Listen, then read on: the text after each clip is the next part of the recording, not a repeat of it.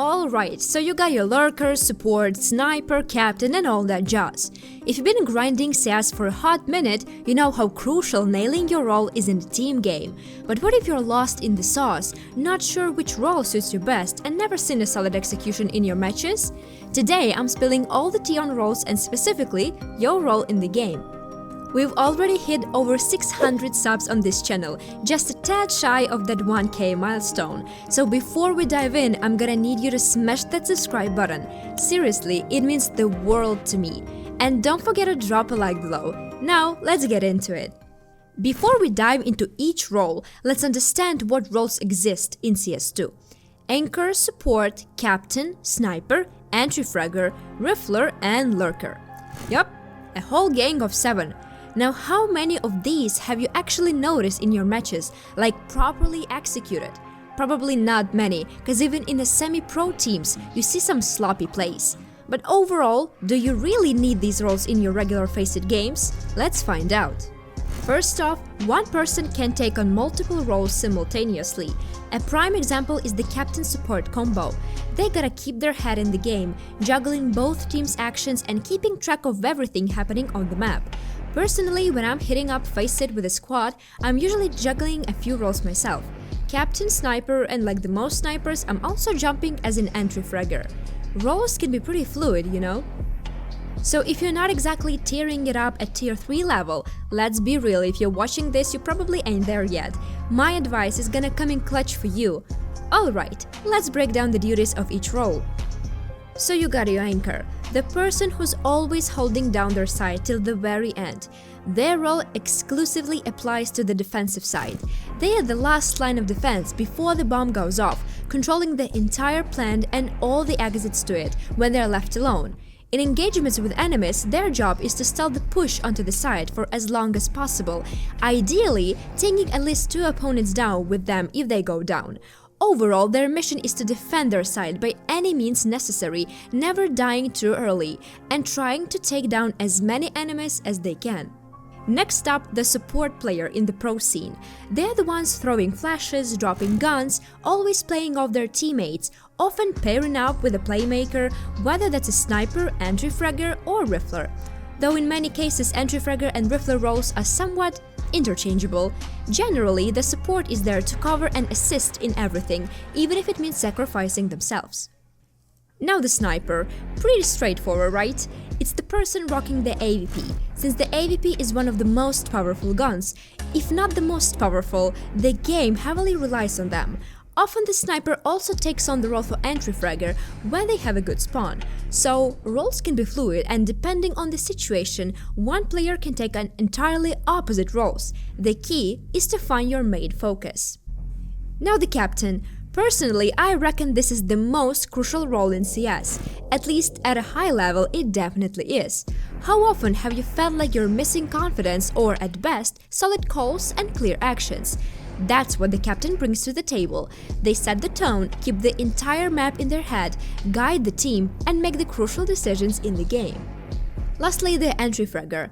Let me say this, anyone with a good spawn should be ready to take on this role.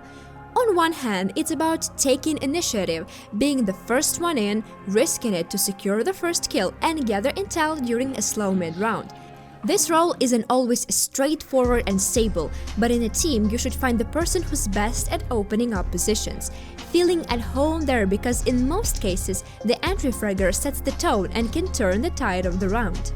The rifler, to me, it's a bit of an odd role because pretty much anyone who's not wielding an AWP is considered a rifler.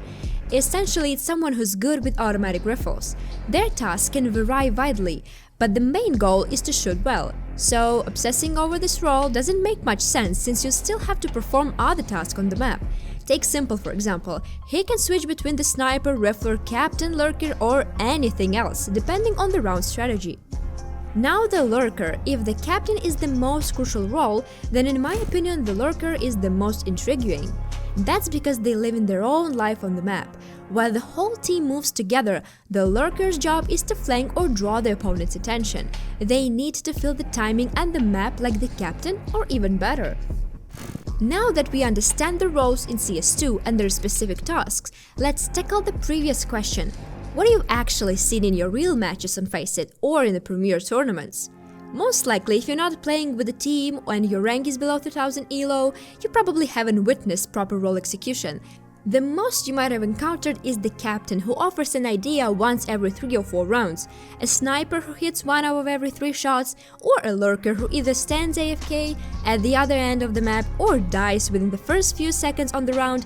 In such teams, you won't always be able to adapt and make an impact. So the conclusion is simple: you need to find your role that will be consistent for you. It doesn't necessarily have to be just one role, but at least one should be clear. How do you choose your role and how do you play it? Let's figure out how to choose it. Personally, I've always enjoyed playing with the AVP, and I never really thought about which role to choose. Over time, I began to notice that I had a better sense of the situation on the map than others, so it kind of naturally happened that I took on the role of a captain as well.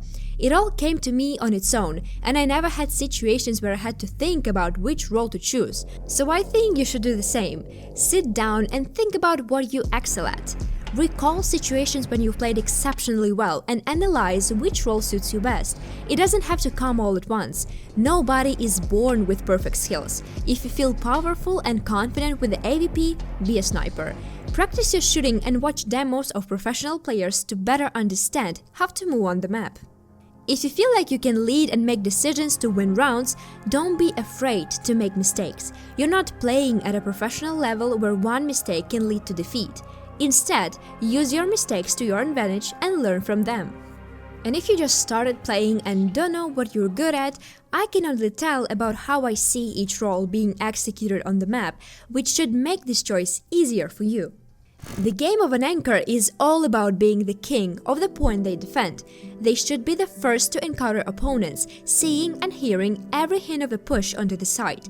Analyzing the team's information about enemy rotations is crucial, as well as being able to react appropriately.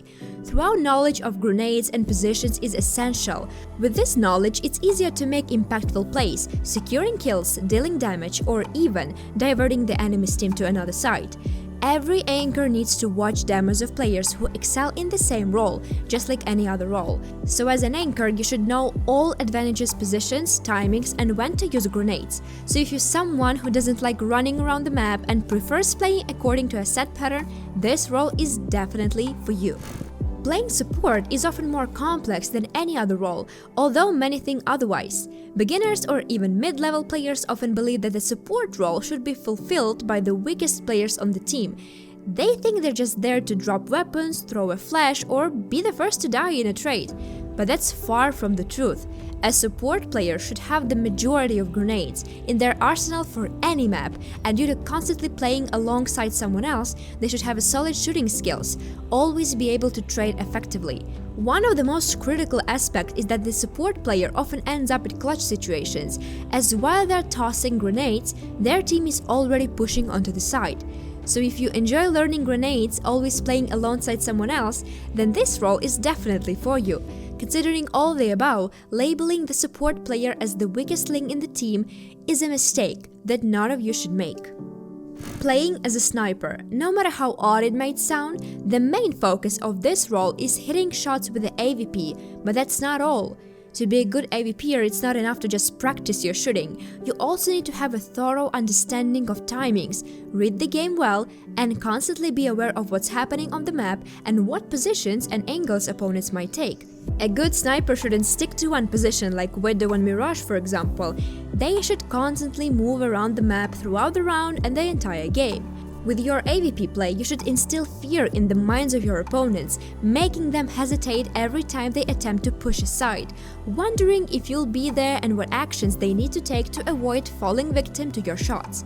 By doing so, you'll create a maximum pressure of the opposing team, which will greatly ease the game for both you and your teammates. And if you're wondering how to start playing with the AVP like this, the answer can only be one: watch demos of professional players who excel in this role and gain experience in your own matches. Playing as a captain mainly relies on experience. As mentioned earlier, the captain's role is one of the most challenging. They need to constantly coordinate their team, manage the economy, come up with strategies for each round, and most importantly, create a positive atmosphere within the team. In addition to a vast knowledge base, a captain must have a strong character to keep the team focused when winning and to motivate them when facing setbacks. And let's not forget that the captain is the one who always takes responsibility for all defeats because they dictate the team's gameplay. Therefore, for those who are relatively new to the game, I wouldn't recommend choosing this role for yourself, or even at a lower level, you are unlikely to be able to fulfill this role effectively. Playing as an entry fragger primarily relies on shooting and mechanical skills. Typically, the strongest players in the team will take on this role. Playing as an entry fragger requires good aim, strafing skills, knowledge of timings, and positions. The person in this role should be able to take initiative and not be afraid to open up sides on their own. Depending on spawns, every player in the team should take on this role at times, but if you want to consistently play this role, you need to continuously develop individually. A shining example of this role is the young talented Dong, who recently shocked everyone with his shooting and confidence in his actions. Playing as a lurker involves playing separately from the team. While the team prepares to push aside, they can choose between two options: either wait for the rotation and flank the opponents, or distract enemies on another side to prevent them from quickly rotating to another side, and ideally lure more opponents to themselves. To perform this role effectively, you need to have a keen sense of your opponents, understand timings, positions, and anticipate what your opponents are thinking to perfectly find moments to capitalize on. Sometimes, the lurker simply needs to cover their team's back and always be the last one to push. Like the support player, the lurker should know many grenades to execute effective fakes. Therefore, if you enjoy playing solo, have a good sense of the game, and like catching opponents off guard, this role is definitely for you. Alright, so let's wrap this up. The bottom line, when it comes to picking your role, you gotta trust your gut. Gaming should be fun, right? So go for the role that brings you joy, not just what the team needs. Cause trust me, there are plenty of teams out there, but burnout ain't fun. Also, remember there is no set rulebook for roles. Apart from the captain and sniper, you gotta be juggling a lot. Sure, on city side roles are cleaner, but when it's time to attack, you could be an entry fragger one round and then the support the next. So remember, on the T side, it's just the captain and the sniper. Hope you found this video helpful. If you did, don't forget to smash that subscribe button and drop a like. And hey, share your thoughts in the comments below. I'm sure you've got your own take on this, and I'd love to hear it. Anyway, gotta bounce. Catch you in the next video. Bye bye.